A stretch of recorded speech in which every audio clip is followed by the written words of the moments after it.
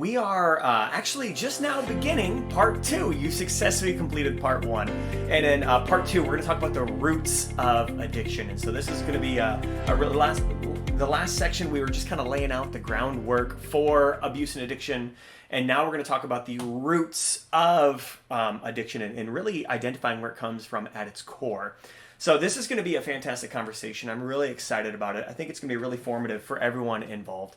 And the first thing we want to talk about is we want to go back to the spectrum of abuse and neglect. And so let me just set up my mic a little better. Okay, so we're going to do invasion and neglect on the spectrum of abuse. And this is something we talked about in our intro.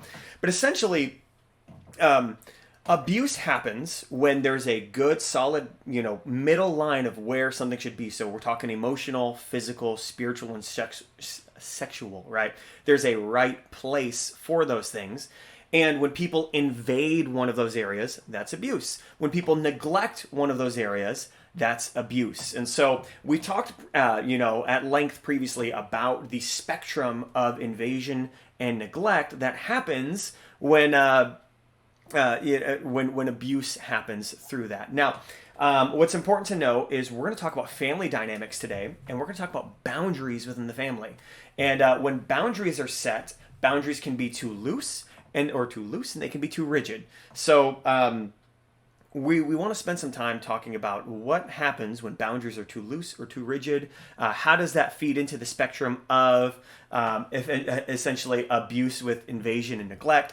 And so we've got this spectrum of abuse as well within boundaries, because where there are good boundaries, life is great. But where those boundaries are too loose, you have a spectrum of abuse there, and where they're too rigid, you have a spectrum of abuse there. So a good family will set up good boundaries for. Let's talk about an elephant in the room where a lot of sexual abuse happens in the home. When there are children in the house and there is not a good boundary for sexual boundary, so like kids can take a bath together, they share a room, they get dressed together. At a certain point, that's fine, right? That's all good. There reaches an age for those of you who have mixed gender children, right, with brothers and sisters, where the sister can no longer take a bath with the brother, like they can no longer share a room, right? There needs to be a good boundary there. And when we see in homes is when there is too loose of a boundary there, there becomes neglect, right? There becomes abuse within that. And then a lot of times those two formative young children can make sexual mistakes because the boundaries of the home created a spectrum of abuse. And so this is one place where let's talk about spiritual abuse.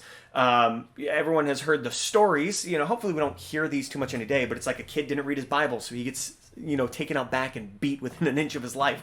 That would be a religious boundary that's too rigid. Now, I went to the extreme, so it's obvious to point at, but the reality is you can have a spiritual practice or a spiritual boundary that is so rigid, it creates a Pharisee out of your child. It creates a legalistic, toxic relationship with religion.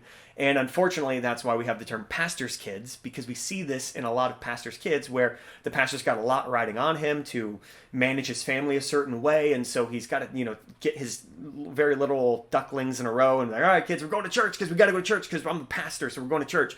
And these kids grow up, and because of the rigid boundary that was far too rigid, they had spiritual abuse there, and it hurt their relationship with Christ. And so it's important that we identify the boundaries, too loose, too rigid. What I'd like to do is invite everyone to take some time to discuss the ideas of sexual boundaries, physical boundaries, spiritual boundaries, and emotional boundaries within the home that are, what's a version of it that's too rigid, what's a version of it that's too loose, and where is the comfortable middle ground. Keep in mind, not everyone has to agree on these. It's just getting a general consensus for your own family. Take some time to talk amongst each other about this. I'm sure it'll be a very rewarding conversation, and we'll be right back for our next section.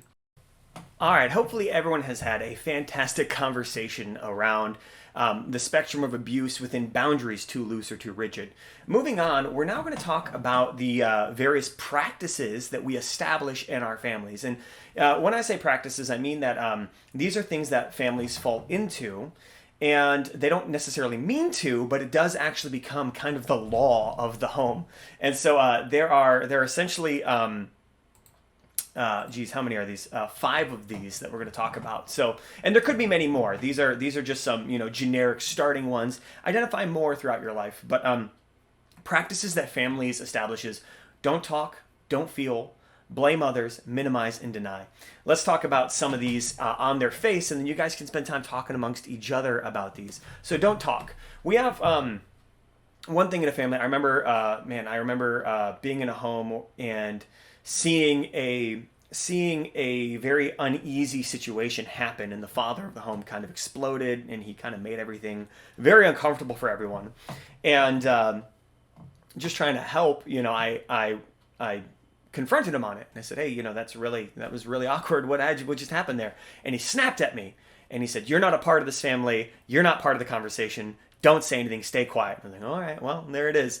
And maybe he was right, but I identified that in that family they had a rule that when it came to certain behaviors, they don't talk about it. Everyone shifted uncomfortably, and I ended up talking to the children of that family later on, and this was not as a youth pastor. This was someone personally I was connected to. It was more of a personal thing. As a youth pastor, I wouldn't necessarily step in and meddle, but I ended up talking to the kids in the family who were my peers. They were my same age, and they talked about this rule of we don't talk. Like when certain things happen, we just don't talk about these things. And when you create this pattern of don't talk about things, you're sweeping things under the rug, and you're hiding things in the dark where it can grow mold. And as I will continue to say, when it fully gives birth, brings death to the family, to other people. So that's why this rule of don't talk. So are there things in your, take some self-inventory, go through your life and wonder, are there certain things that we've made taboo to talk about? And what are we trying to protect? What are we trying to hide? What are we not facing because we don't want to confront these things, head on? That creates a sense of codependency. If I want to keep my brother, I cannot talk about these things, and so it's on the spectrum of abuse because now I have an abusive relationship in a microcosm of my brother. Because I'm afraid to lose him, I'm stifling myself, I'm not being genuine, right? That's how it goes. The next one is don't feel. So this is so common in families, especially when children, are crying. And it's like, hey, don't cry. Hey, suck it up. Hey, rub some dirt in it. I know dads can do this a lot, but it also becomes don't feel that way, right? If a child expresses feeling a certain way, the parent doesn't want their child to feel that way, and so what they will do is they will explain away the child's feelings. They'll talk to the child and be like, they'll get down on their level and they'll say, "Oh, well, that's actually not the case. So don't be sad." And this can be a tough rope to walk, a little tight rope to walk, because yes, you don't want your child to be instilled with a sense of victimhood, and children can be emotionally out of sorts. But really take some self-inventory and ask, are you allowing your children to feel? I see this in my oldest son. He tries to have a stiff upper lip for everyone. I don't know if he's gotten that from me being a pastor and always trying to carry the burden for other people. But when his uncle died, everyone was extremely sad. And my son just went around trying to make everyone feel super happy and cheer people up. And I caught him in a rare moment, just kind of, crying to himself. And when I, approached him and got down on his level, said, "Hey, buddy, you can cry. It's okay." He was like, "No, it's good. I'm happy. Like, everything's good." And we had created somehow something in my family dynamic, created a rule for my son that he wasn't allowed to feel. And that takes a lot of self-inventory to go, what led to that? Because that's an unhealthy behavior. And so, it might have even been with the best of intentions, but it does create an emotional abuse on my child. I'm guilty of emotional abuse on him to a degree because I've created a rule that he doesn't get to feel. I feel terrible about that, but it's not about condemnation. It's about conviction, right? We don't want to, you're a terrible person, you're a bad father, look what you've done. It's conviction. Oh, that's not good. How do we step towards truth and change this? Blaming. This can be very well handed down by the parents who can't accept responsibility when they've been wrong. It is so important as a parent to get on your children's level or get eye to eye with them and admit when you're wrong. Parents would think, well, I'm the authority figure. I want to maintain my authority figure. Yeah, but you pass it down to your children. And so they will eat, they will eat crow from you because you never admit your flaws and you blame everything on them. But when they grow up, they're going to think, I'm in charge now. I wear the pants and I'm going to act just as my parents acted, and I will never admit my flaws. And so we can create these rules of blame. And so what in your family is a practice of blaming other people. We can also minimize. Oh, this is so common when I was growing up, and it was like, what I did wasn't that bad. We can minimize, I didn't hit you that hard, I didn't treat you that bad, come on, suck it up, it wasn't that big of a deal. We can minimize the abuse we've caused on other people. Families can minimize the abuse they cause on each other. And you might think, well, we just want to forgive and get over it. But there's some very real healing that needs to happen there. In one situation where a daughter was sexually abused by a brother, it was handled completely incorrectly, and the family came to the daughter and said, hey, we got two ways to handle this. We could send your brother to jail, or you could never talk about what happened ever again. This little, young girl had to make a decision, and she wasn't capable of making that decision. And so she decided, I don't want my brother to go to jail. Turns out there's a history of sexual abuse in that family. The uncle had just gone to jail, and they were like, do you want your brother to go to jail like your uncle? Woof, oof. You can already see all of the problems with that. And then this little girl grew up to say, I can never talk about my sexual abuse. And anytime that she felt out of sorts about it, and they're like, why are you acting this way? The family would be like, why are you acting this way? And she would bring up sexual abuse. They would minimize it. Oh, well, awkwardly shift. Don't talk about it. That's in the past. Don't think about it. Sweep that abuse under the rug.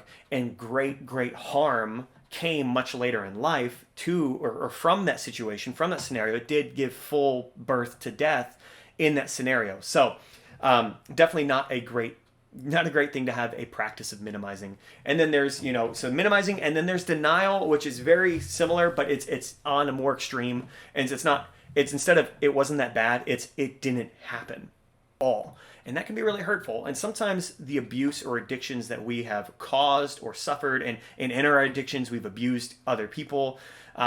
This can definitely happen in a family, because families are so intimately connected, and so everything really happens to a large degree. It can be too hard to look or deal with what has happened, and so we deny it altogether. And that is just a prime example of where severe therapy is going to be needed in the future. So we don't want to deny. So take some time to go through these practices. Don't talk, don't feel, blame, minimize, deny. Think of some other practices as well that maybe perhaps your family falls into. And again, grace here, right? Every family is guilty of some of these, or maybe even all of these, because the standard is perfection, which is Christ. And a perfect family would be the Holy Trinity, which we are not. So everyone's going to have these things. You're not alone. You're not out there. We all have our own mistakes, and there's a big need for grace. So take some time to talk amongst each other about these, and feel free to get a little bit more candid and open about some of the things in your family. It's going to be okay. This is a safe place for discussion. We'll come right back as we talk about the masks that we wear. It's going to be a great discussion as well. Hopefully everyone had a fantastic conversation about some of the various practices that they have in their families.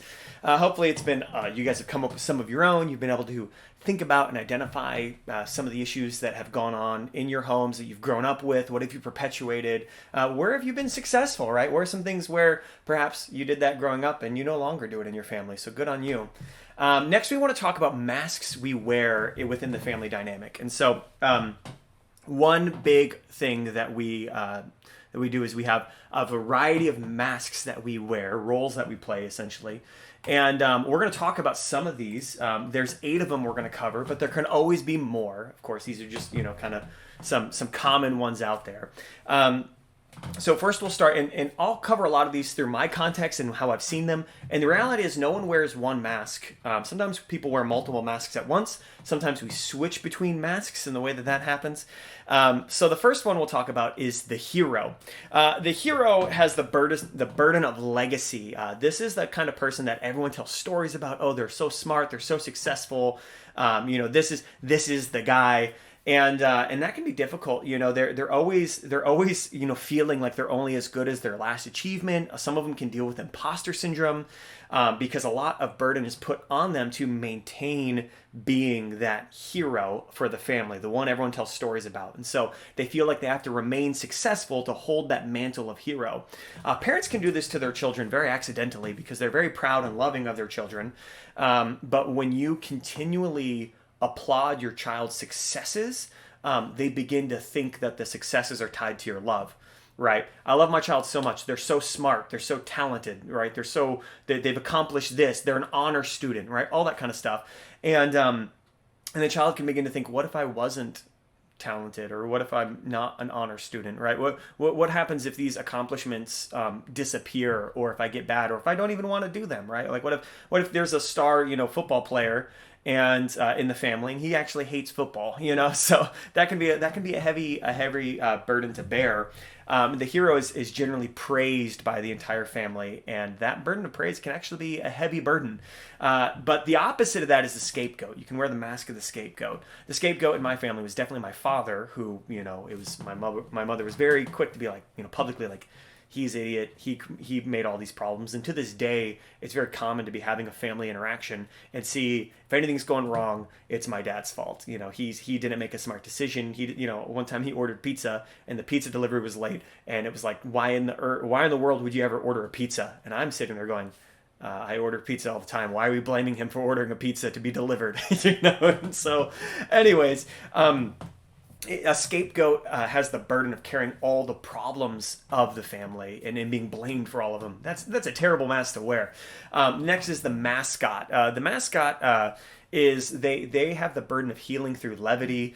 They're often telling jokes. They're making everyone laugh and smile. As I was talking about previously with my son, I see him do this. He's like, I'm going to make everyone happy. He sees someone sad. He's got to go fix it. He's the mascot. Unfortunately, they can minimize their own feelings and hide their own feelings behind that mask. And they're not dealing with their own abuse and, transgressions and micro abuses and all that kind of stuff. And so that can be a very damaging mask to wear. The next is the lost child. The lost child is a child who, where are they? Where'd they go? They're always in their room doing something. This is a mask I wore a lot because there's a lot of conflict in my family. And I retreated to my safe place, which was mostly safe, which was my room, where I did digital art, I did writing, I listened to music. It was a safe place, and I didn't want to be around the family, especially as a teenager. So I would just be the lost child. I would hide in my room. They get lost in escapism, and they bury so many of their emotions, so far away that they become so numb to them. They begin to even wonder if they have any emotions at all. They become completely unaware of their emotions. The next set of masks are the doer. The doers get things done. They keep order in the family. Sometimes they feel a lot of resentment and they feel like they're entitled to complain. The doer can a lot of times be the mother of the family, where they're cooking all the meals, they're cleaning all the house, and they're wondering, why does no one help me? And so you can wear the mask of the doer. Burden of the doer is you take on too much. You're being to speak biblically, you're being a Martha, where you really need to learn how to be a Mary. I heard a pastor once say that too many Christians are in the kitchen with Martha when Jesus is in the living room with Mary. And so there's nothing wrong with being a doer. I have worn the mask of doer many times, but doers can get lost in the process of life and can just they're so busy doing, they're not living or feeling or confronting some of the issues. Next is the mask of the enabler. The enabler, they draw their identity through codependency in a lot of ways. The enabler feels so connected to their family that they will make apologies for destructive or toxic behaviors within their family or that family members do. And so you see this a lot of times when, let's say, one of the spouses is extremely addicted or extremely toxic and going through a really rough time in life. Well, the enabler mask is so codependent upon the addict that they will start denying and making excuses and explaining away, and they'll watch the addict or the abuser hurt the entire family or hurt other families, and the enabler will just continue to apologize or say that they're not that bad or whatever. The enabler mask is a very toxic mask to wear because you become part of the abuse. If a father's abusing his children and the enabler